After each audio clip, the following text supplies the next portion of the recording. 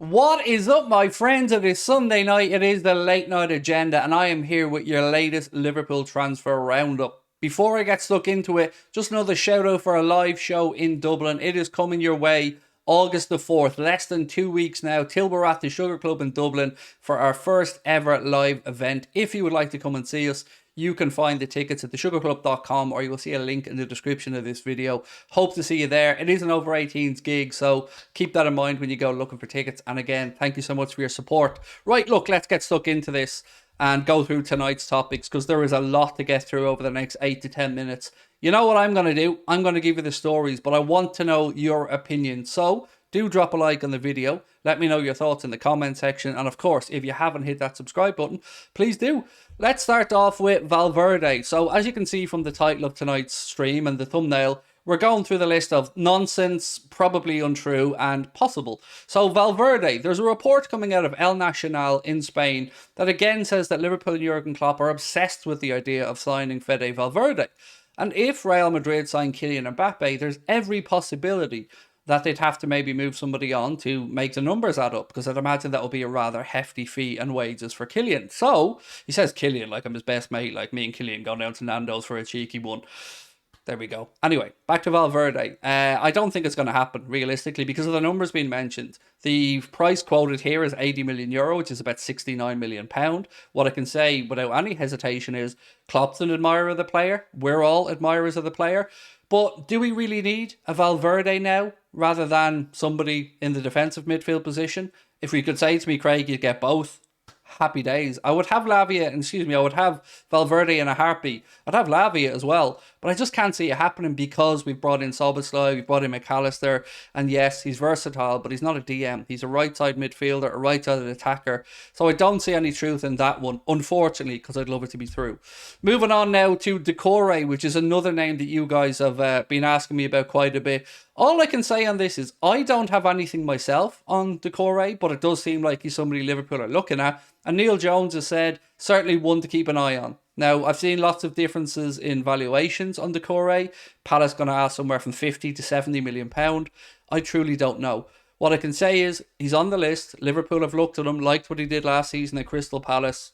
Whether a bid's forthcoming or not, I truly don't know. What I'm going to say on the lack of activity, though, from Liverpool in the transfer market over the past week is I think they're just waiting till these deals, the Fabinho deal and the Jordan Henderson deal, is done and dusted. Because the last thing Liverpool want to do is go out now, buy a player, and then one of the deals collapse. Probably Fabinho as an example. You've all seen what's going on about his dogs at the minute. I don't know how big a potential problem this is or isn't, but I still think even if it is and that deal falls through, we sell Fabinho, because we know Thomas Tuchel and Bayern are interested, so I don't see a way back. He would have told Klopp he wants out, and Klopp will be planning without him.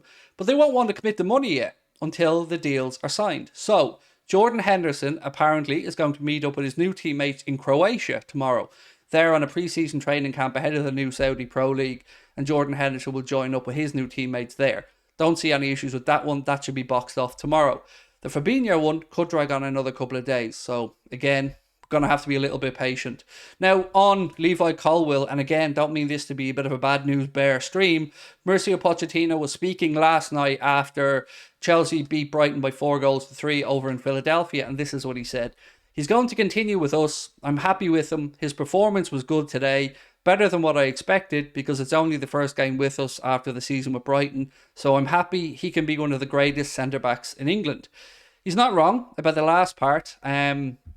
Yeah, so again, I think, is this maybe Mauricio Pochettino being optimistic?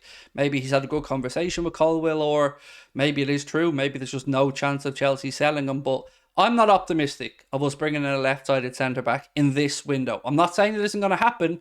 I just feel that if the ones Klopp want aren't available yet, he'll hang off a bit longer. And if we keep hold of Joel Matip, I'm okay with it. Not perfect. I prefer cover for Verge, don't get me wrong. But we need to get the midfield sorted. And for me, we need two more midfielders. Now, one player who has departed Liverpool is Alex Oxlade-Chamberlain. There's lots of talk that he's offers from the Saudi Pro League, from Brentford, and from Besiktas. So we probably see Alex Oxlade-Chamberlain moving on soon. Now to the one that could be possible, but ... Palhinha from Fulham. So it looks like the number for Palhinha is about 50 million, which is far more realistic than the 70 million. But as I record this at 9:50 on Sunday, he has literally just gone down with a shoulder injury. It could be dislocated, it could be bruised, I don't know. But if it's dislocated, I think we can rule out signing him in this window. I know, it's a kick in the nuts, because to me, he would take a lot of boxes. Yes, he's 28, but I see him as a young 28. Great energy, great engine, and perfect for winning the ball in midfield, giving it to Trent, and letting Trent do his thing. So I hope it's not serious for the player, of course, but also, selfishly, I wouldn't mind him coming to Liverpool. I'd be very comfortable if we brought him in. Moving on to Kylian Mbappe, this is ludicrous. It isn't going to happen. Liverpool won't be signing him. But AS, who are a Spanish publication, has said Liverpool are preparing a monumental bid for PSG superstar Kylian Mbappe. It's been reported this week that PSG will listen to offers for the French international after his refusal to sign a new deal. Remember, he's in a golden cage, God bless him. As Liverpool were putting together a major package to sign the forward, they say, who earns about £650,000 a week. So we know John W. Henry and Liverpool love paying loads in wages. Sure, they couldn't give Mohamed Salah his pay increase quick enough. So of course I'm joking. Not going to happen. They say Chelsea and Al Hilal are also interested. I don't know where he goes, probably Madrid, but it won't be Liverpool. So we can put that on Bullshit Island where it truly belongs. Now, Lavia, another one. Fichajes, who are a Spanish outlet, say that Liverpool are willing to make an offer of about £25 million for Lavia from Southampton. Now, on this one, there could be a little twist in the tail. There's been some reports that Manchester City are re-evaluating whether to come back in to buy the player who they only just sold. They do have a release clause, or a buyback clause, but that doesn't come into account till next summer for £40 million. So you'd imagine if they're going to come in this summer, they're probably going to have to pay similarly, which kind of makes me think unlikely that Liverpool can get it for 25 unless Manchester City aren't interested.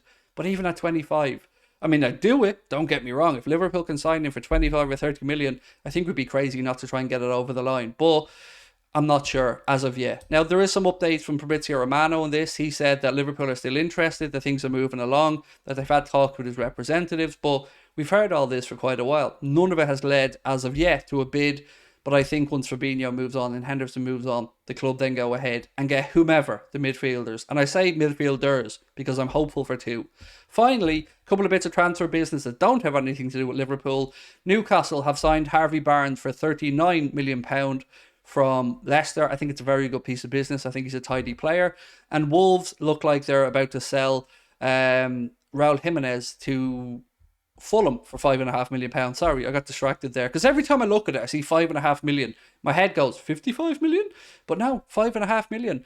Looks like a Mitrovic replacement. Won't be a good enough Mitrovic replacement, but that's the latest news that we have for you. So, I want to know your thoughts now in the comment section. Who do you think is realistic? Who would you like to see? And what do you think belongs on Bullshit Island? We will be live tomorrow morning for the watch along. I believe it's a behind closed doors friendly. It is on LFC TV Go. We'll be here from 11:30 a.m. Not very often you're going to hear me say a.m. with regards to us. And then we'll be back tomorrow night at 8:30 for a new show. Until then, I hope you have a wonderful weekend. Hope to see you at our live show in Dublin. And drop a like on the video. Talk to you soon. Bye-bye.